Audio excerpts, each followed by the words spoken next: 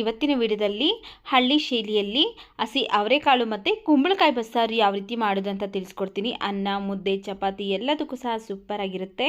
ನೋಡಿ, ಇಲ್ಲಿ ನಾನು 1 kg ಸಿಹಿ ಕುಂಬಳಕಾಯಿನ ಒಳಗಡೆ ಬೀಜ ಮತ್ತು ತಿರುಳನ್ನ ತೆಗೆದು ಈ ರೀತಿ ಮೀಡಿಯಮ್ ಸೈಜ್ಗೆ ಕಟ್ ಮಾಡಿ 1-2 ಸರಿ ತೊಳೆದು ತಗೊಂಡಿದ್ದೀನಿ. ಹಾಗೆಯೇ ಇಲ್ಲಿ ಹಸಿ ಅವರೆಕಾಳನ್ನು ಅಷ್ಟೇ ಚೆನ್ನಾಗಿ 1-2 ಸರಿ ತೊಳೆದು ತಗೊಂಡಿದ್ದೀನಿ. ಸ್ಟವ್ ಮೇಲೆ ಒಂದು ಪಾತ್ರೆ ಅಥವಾ ಕುಕ್ಕರ್ ಇಟ್ಟು ಅದಕ್ಕೆ ನೀರು ಹಾಕಿ ಚೆನ್ನಾಗಿ ಕುದಿಯೋದಕ್ಕೆ ಬಿಟ್ಟಿದ್ದೀನಿ. ನೀರು ಕುದಿಯೋ ಟೈಮಲ್ಲಿ ನಾವು ತಗೊಂಡಿರುವಂತಹ ಹಸಿ ಅವರೆಕಾಳನ್ನು ಹಾಕ್ಕೊಳ್ತಾ ಇದ್ದೀನಿ. ಹಾಗೆಯೇ ಇದಕ್ಕೆ 1 ಟೊಮೆಟೊ ಹಣ್ಣು, ರುಚಿಗೆ ತಕ್ಕಷ್ಟು ಉಪ್ಪು ಹಾಕ್ಕೊಂಡು ಬೇಯಿಸ್ಕೊಳ್ಬೇಕು. ನಾನಿಲ್ಲಿ ಕುಕ್ಕರ್ ಲಿಡ್ನ ಕ್ಲೋಸ್ ಮಾಡಿ ಬೇಯಿಸ್ತಾ ಇಲ್ಲ, ಹಾಗೆಯೇ ಓಪನ್ ಆಗಿಟ್ಟು ಬೇಯಿಸ್ಕೊಳ್ತಾ ಇದ್ದೀನಿ. ಬಸ್ಸಾರು ಮಾಡಬೇಕಾದ್ರೆ ಒಂದು ಸ್ವಲ್ಪ ನೀರನ್ನು ಜಾಸ್ತಿನೇ ಹಾಕ್ಕೊಳ್ಬೇಕು. ಅದೇ ನೀರಲ್ಲಿ ಬಸ್ಸಾರು ಮಾಡೋದ್ರಿಂದ ನಾವು ಸ್ವಲ್ಪ ಜಾಸ್ತಿ ನೀರನ್ನು ಇಟ್ಕೊಂಡು ಬೇಯಿಸ್ಕೊಳ್ಬೇಕಾಗತ್ತೆ. ನಾವಿಲ್ಲಿ ಒಂದು 10-15 ನಿಮಿಷ ಚೆನ್ನಾಗಿ ಬೇಯಿಸ್ಕೊಳ್ಬೇಕು. ಅಂದರೆ ಕಾಳೆಲ್ಲ ಒಂದು 3/4 ಭಾಗದಷ್ಟು ಬೇಯಬೇಕು, ಒಂದು 75% ಅಷ್ಟು ಬೇಯಬೇಕು. ನೋಡಿ, ಈ ರೀತಿಯಾಗಿ 3/4 ಭಾಗದಷ್ಟು ಕಾಳೆಲ್ಲ ಬೆಂದಿದೆ. ಈಗ ಇದಕ್ಕೆ ನಾವು ತಗೊಂಡಿರುವಂತಹ ಸಿಹಿ ಕುಂಬಳಕಾಯಿನ ಹಾಕ್ಕೊಳ್ಬೇಕು. ಕುಂಬಳಕಾಯಿನ ಹಾಕ್ಕೊಂಡು ಒಂದು 5 ನಿಮಿಷ ಕುದಿಸ್ಕೊಂಡ್ರೆ ಸಾಕು, ಬೇಗ ಬೆಂದ್ಬಿಡುತ್ತೆ ಈ ಕುಂಬಳಕಾಯಿ. ನೀವೇನಾದರೂ ಕುಕ್ಕರಲ್ಲಿ ಮಾಡೋರಿದ್ರೆ ಫಸ್ಟು ಅವರೆಕಾಳನ್ನು 1-2 ವಿಷಿಲ್ ಕೂಗಿಸಿ ಆನಂತರ ಕುಕ್ಕರ್ ಓಪನ್ ಮಾಡಿ ಓಪನ್ನಲ್ಲೇ ಇಟ್ಟು ನಾವು ಕುಂಬಳಕಾಯಿನ ಬೇಯಿಸ್ಕೊಳ್ಬೇಕಾಗತ್ತೆ. ನೋಡಿ, ಈ ರೀತಿ ಒಂದು 5 ನಿಮಿಷ ಆಗಿದೆ. ಕುಂಬಳಕಾಯಿ ಎಲ್ಲ ಇಷ್ಟು ಬೆಂದಿರಬೇಕು. ನೋಡಿ, ಚೆನ್ನಾಗಿ ಬೆಂದಿದೆ. ಈಗ ಅವರೆಕಾಳನ್ನು ಸಹ ಚೆನ್ನಾಗಿ ಬೆಂದಿದೆ. ಸ್ಟವ್ನ ಆಫ್ ಮಾಡಿಕೊಂಡು ಇದರಲ್ಲಿರುವಂತಹ ನೀರನ್ನೆಲ್ಲ ನಾವು ಸಪ್ರೇಟ್ ಮಾಡ್ಕೊಳ್ಬೇಕು. ಈಗ ಹಸಿ ಅವರೆಕಾಯಿ ಸೀಸನ್ ಆಗಿರೋದ್ರಿಂದ ಹಸಿ ಅವರೆಕಾಳಲ್ಲಿ ಏನೇನು ಅಡುಗೆ ಮಾಡಬೇಕು ಅಂತ ಇರ್ತಿರಲ್ಲ, ಎಲ್ಲ ಅಡುಗೆನೂ ಮಾಡಿಕೊಂಡು ರುಚಿಯಾಗಿ ತಿನ್ಬೋದು. ನೋಡಿ, ಇಲ್ಲಿ ನೀರನ್ನೆಲ್ಲ ಸಪ್ರೇಟ್ ಮಾಡ್ಕೊಂಡಾದಮೇಲೆ ನಾವು ಫಸ್ಟನ್ನೇ ಬೇಯಿಸ್ಕೊಂಡಿದ್ರಲ್ಲ ಟೊಮೆಟೊ, ಹಾಗೆಯೇ 1 ಸೌಟ್ ಆಗೋಷ್ಟು ಅವರೆಕಾಳನ್ನು ಹಾಕ್ಕೊಳ್ತಾ ಇದ್ದೀನಿ ಒಂದು ಪ್ಲೇಟ್ಗೆ ಮಸಾಲೆ ರುಬ್ಕೊಳ್ಳೋದಕ್ಕೋಸ್ಕರ. ಮಸಾಲೆಗೆ ರುಬ್ಕೊಳ್ಳೋದಕ್ಕೆ ಕುಂಬಳಕಾಯಿನ ಸೇರಿಸೋದಕ್ಕೆ ಹೋಗಬೇಡಿ. ಕುಂಬಳಕಾಯಿ ಹಾಕಿದ್ರೆ ಸಾಂಬಾರು ಸ್ವೀಟ್ ಅನಿಸುತ್ತೆ. ಅದರಿಂದ ನಾವು ಬರೀ ಅವರೆಕಾಳನ್ನಷ್ಟೇ ಹಾಕ್ಕೊಳ್ಬೇಕಾಗತ್ತೆ. 1 ಸೌಟ್ ಆಗೋಷ್ಟು ಅವರೆಕಾಳನ್ನು ತೆಗೆದಿಟ್ಕೊಂಡಿದ್ದೀನಿ. ಇದು ಈ ಪಾತ್ರೆಯಲ್ಲಿ ಇರುವಂಥದ್ದು ಪಲ್ಯ ಮಾಡೋದಕ್ಕೆ. ಇಲ್ಲಿ ಪ್ಲೇಟಲ್ಲಿ ತೆಗೆದಿಟ್ಕೊಂಡಿರೋದು ಸಾಂಬಾರು ಮಾಡೋದಕ್ಕೆ. ಇದು ಬಿಸಿ ಇದೆ, ಅದಕ್ಕೋಸ್ಕರ ತಣ್ಣಗೆ ಮಾಡೋಕ್ಕೆ ಇಡ್ತೀನಿ. ಇದು ಸೈಡ್ಗೆ ಇಟ್ಟು ತಣ್ಣಗಾಗೋಷ್ಟರಲ್ಲಿ ನಾವು ಈರುಳ್ಳಿ ಬೆಳ್ಳುಳ್ಳಿ ಫ್ರೈ ಮಾಡ್ಕೊಳ್ಳೋಣ ಬನ್ನಿ. ಸ್ಟವ್ ಮೇಲೆ ಒಂದು ಬಾಣಲಿ ಬಿಸಿಗಿಟ್ಟು ಅದಕ್ಕೆ ನಾನು 1 ಸ್ಪೂನ್ ಆಗೋಷ್ಟು ಎಣ್ಣೆ, 1 ಗಡ್ಡೆ ಈರುಳ್ಳಿ, 1 ಗಡ್ಡೆ ಬೆಳ್ಳುಳ್ಳಿನ ಸಿಪ್ಪೆ ತೆಗೆದು ಹಾಕ್ಕೊಂಡು ಫ್ರೈ ಮಾಡ್ಕೊಳ್ತಾ ಇದ್ದೀನಿ.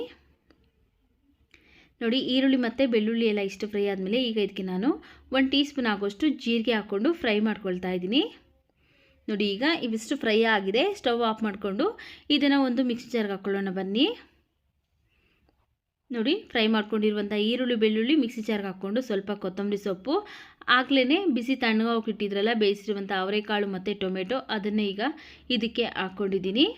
1 ಸ್ಪೂನ್ ರೆಡ್ ಚಿಲ್ಲಿ ಪೌಡರ್ ಹಾಕ್ಕೊಳ್ತಾ ಇದ್ದೀನಿ. ನೋಡಿಕೊಂಡು ನಿಮ್ಮ ಖಾರಕ್ಕೆ ಎಷ್ಟು ಬೇಕೋ ಅಷ್ಟು ಹಾಕ್ಕೊಳ್ಳಿ. ಹಾಗೆಯೇ 1.5 ಸ್ಪೂನ್ ಸಾಂಬಾರು ಪೌಡರ್ ಹಾಕ್ಕೊಳ್ತಾ ಇದ್ದೀನಿ. 1 ನಿಂಬೆಹಣ್ಣಿನ ಗಾತ್ರದಷ್ಟು ಹುಣಸೆಹಣ್ಣು, 1-2-3 ಸ್ಪೂನ್ ಆಗೋಷ್ಟು ಹಸಿ ಕೊಬ್ಬರಿ. ನಾವು ಏನು ಕಾಳನ್ನು ಮತ್ತು ಕುಂಬಳಕಾಯಿ ಬೇಯಿಸ್ಕೊಂಡಿದ್ರಲ್ಲ ಅದೇ ನೀರನ್ನು ಸ್ವಲ್ಪ ಹಾಕಿ ನುಣ್ಣಗೆ ರುಬ್ಕೊಂಬರಬೇಕು. ನೋಡಿ, ಈ ರೀತಿಯಾಗಿ ನುಣ್ಣಗೆ ರುಬ್ಕೊಂಡಿದ್ದೀನಿ. ಮಸಾಲ ರೆಡಿ ಆಗಿದೆ. ನಾವು ಫಸ್ಟನ್ನೇ ಕುಂಬಳಕಾಯಿ ಮತ್ತು ಕಾಳನ್ನು ಬೇಯಿಸ್ಕೊಂಡಿದ್ರಲ್ಲ ಅದೇ ಕುಕ್ಕರ್ಗೆ ರುಬ್ಕೊಂಡಿರುವಂತಹ ಮಸಾಲೆ ಹಾಕ್ಕೊಳ್ತಾ ಇದ್ದೀನಿ. ಆನಂತರ ಮಿಕ್ಸಿ ಜಾರ್ಗೆ ನಾವು ಏನು ಬೇಯಿಸ್ಕೊಂಡಿದ್ರಲ್ಲ ಅದೇ ನೀರನ್ನು ಹಾಕಿ ಮಿಕ್ಸಿ ಜಾರ್ ತೊಳೆದ್ಬಿಟ್ಟು ಇದಕ್ಕೆ ಹಾಕ್ಕೊಂಡಿದ್ದೀನಿ. ಉಳಿದಿರುವಂತಹ ಕಾಳು ಮತ್ತು ಕುಂಬಳಕಾಯಿ ಬೇಯಿಸ್ಕೊಂಡಿರುವಂತಹ ನೀರನ್ನು ಸೇರಿಸಿ ಅಡ್ಜಸ್ಟ್ ಮಾಡ್ಕೊಳ್ಬೇಕು. ಸಾಂಬಾರು ಯಾವ ಹದಕ್ಕೆ ಬೇಕಾಗುತ್ತಲ್ಲ ಆ ಹದಕ್ಕೆ ನೋಡಿಕೊಂಡು ನೀವು ನೀರನ್ನು ಸೇರಿಸ್ಕೊಂಡು ಅಡ್ಜಸ್ಟ್ ಮಾಡ್ಕೊಳ್ಬೇಕು. ನಾನು ಮೊದಲೇ ಹೇಳಿರೋ ಹಾಗೆ ಸ್ವಲ್ಪ ನೀರು ಜಾಸ್ತಿನೇ ಹಾಕ್ಕೊಳ್ಬೇಕು. ಯಾಕಂದರೆ ಬೇರೆ ನೀರನ್ನು ಹಾಕ್ಬಿಟ್ರೆ ಸಾಂಬಾರು ಅಷ್ಟೊಂದು ಟೇಸ್ಟಿಯಾಗಿರೋದಿಲ್ಲ. ಅದರಿಂದ ನಾವು ಬೇಯಿಸ್ಕೊಳ್ಬೇಕಾದ್ರೇ ಸ್ವಲ್ಪ ನೀರನ್ನು ಜಾಸ್ತಿ ಹಾಕ್ಕೊಂಡು ಈಗ ನೋಡಿಕೊಂಡು ನೀರನ್ನು ಅಡ್ಜಸ್ಟ್ ಮಾಡ್ಕೊಳ್ಬೇಕಾಗುತ್ತೆ. ಈಗ ಇದನ್ನು ಸ್ಟವ್ ಮೇಲೆ ಇಟ್ಟು ನಾನು 3-4 ನಿಮಿಷ ಚೆನ್ನಾಗಿ ಕುದಿಸ್ಕೊಳ್ತೀನಿ. ನೋಡಿ, ಇಲ್ಲಿ ಒಂದು 3-4 ನಿಮಿಷ ಆಗಿದೆ. ಚೆನ್ನಾಗಿ ಕುದೀತಾ ಇದೆ. ಸಾಂಬಾರು ಸಹ ಗಮ್ ಅಂತ ಬರ್ತಾ ಇದೆ, ಘಮ ಘಮ ಅಂತ ಇದೆ. ಈಗ ಇದನ್ನು ಸೈಡ್ಗಿಟ್ಟು ಒಗ್ಗರಣೆ ಮಾಡೋದಕ್ಕೋಸ್ಕರ ಒಂದು ಪಾತ್ರೆ ಬಿಸಿಗಿಟ್ಟು ಸ್ವಲ್ಪ ಎಣ್ಣೆ ಹಾಕ್ಕೊಂಡಿದ್ದೀನಿ. ಎಣ್ಣೆ ಬಿಸಿ ಆದಮೇಲೆ ಸ್ವಲ್ಪ ಸಾಸಿವೆ, ಸ್ವಲ್ಪ ಹಸಿ ಕರಿಬೇವಿನ ಸೊಪ್ಪನ್ನು ಸಹ ಹಾಕ್ಕೊಂಡು ಇವೆರಡನ್ನು ಚೆನ್ನಾಗಿ ಫ್ರೈ ಮಾಡಿ ಈಗ ನಾವು ಫಸ್ಟನ್ನೇ ಮಾಡ್ಕೊಂಡಿರುವಂತಹ ಬಸ್ಸಾರನ್ನ ಈಗ ಇದಕ್ಕೆ ಹಾಕ್ಕೊಳ್ತಾ ಇದ್ದೀನಿ. ತುಂಬಾ ರುಚಿಯಾಗಿರುತ್ತೆ ಸ್ನೇಹಿತರೆ. ಬಿಸಿ ಬಿಸಿ ರಾಗಿ ಮುದ್ದೆಗಂತೂ ಹೇಳಿ ಮಾಡಿಸಿದ ಸಾಂಬಾರು ಅಂತಲೇ ಹೇಳ್ಬೋದು. ಅಷ್ಟು ರುಚಿಯಾಗಿರುತ್ತೆ ಈ ಅವರೆಕಾಳು ಮತ್ತು ಕುಂಬಳಕಾಯಿ ಬಸ್ಸಾರು. ನೀವು ಒಂದ್ಸಲಿ ಈ ಸೀಸನಲ್ಲಿ ಟ್ರೈ ಮಾಡಿ ನೋಡಿ. ಈಗ ಬಸ್ಸಾರು ರೆಡಿ ಆಗಿದೆ. ಸ್ಟವ್ ಆಫ್ ಮಾಡಿಕೊಂಡು ಇದನ್ನು ಸೈಡ್ಗಿಟ್ಟು ನಾವು ಪಲ್ಯ ರೆಡಿ ಮಾಡ್ಕೊಳ್ಳೋಣ ಬನ್ನಿ. ಈರುಳ್ಳಿ ಬೆಳ್ಳುಳ್ಳಿ ಫ್ರೈ ಮಾಡ್ಕೊಂಡಿದ್ರಲ್ಲ ಅದೇ ಬಾಣಲೆನ ಬಿಸಿಗಿಟ್ಟು 1 ಸ್ಪೂನ್ ಆಗೋಷ್ಟು ಎಣ್ಣೆ ಹಾಕ್ಕೊಂಡಿದ್ದೀನಿ. ಎಣ್ಣೆ ಬಿಸಿ ಆದಮೇಲೆ ಸ್ವಲ್ಪ ಸಾಸಿವೆ, ಸ್ವಲ್ಪ ಕರಿಬೇವಿನ ಸೊಪ್ಪು, 2 ಈರುಳ್ಳಿನ ಸಣ್ಣದಾಗಿ ಹೆಚ್ಚಿಬಿಟ್ಟು ಹಾಕ್ಕೊಂಡಿದ್ದೀನಿ. ಹಾಗೆಯೇ ಒಂದು 4 ಒಣಗಿರುವಂತಹ ಮೆಣಸಿನ್ಕಾಯಿನೂ ಸಹ ಮುರಿದ್ಬಿಟ್ಟು ಹಾಕ್ಕೊಂಡು ಈರುಳ್ಳಿ ಎಲ್ಲ ಚೆನ್ನಾಗಿ ಫ್ರೈ ಆಗೋವರೆಗೂ ಫ್ರೈ ಮಾಡ್ಕೊಳ್ತಾ ಇದ್ದೀನಿ. ನೋಡಿ ಇಷ್ಟು ಫ್ರೈ ಮಾಡಿಕೊಂಡ್ರೆ ಸಾಕಾಗುತ್ತೆ. ಈಗ ಇದಕ್ಕೆ ನಾವು ಫಸ್ಟನ್ನೇ ಪಲ್ಯಕ್ಕಂತೇನೆ ತೆಗೆದಿಟ್ಕೊಂಡಿದ್ರಲ್ಲ ಬೇಯಿಸಿರುವಂತಹ ಅವರೆಕಾಳು ಹಾಗೆ ಬೇಯಿಸಿರುವಂತಹ ಕುಂಬಳಕಾಯಿ ಅದನ್ನು ಈಗ ಇದಕ್ಕೆ ಸೇರಿಸಿದ್ದೀನಿ.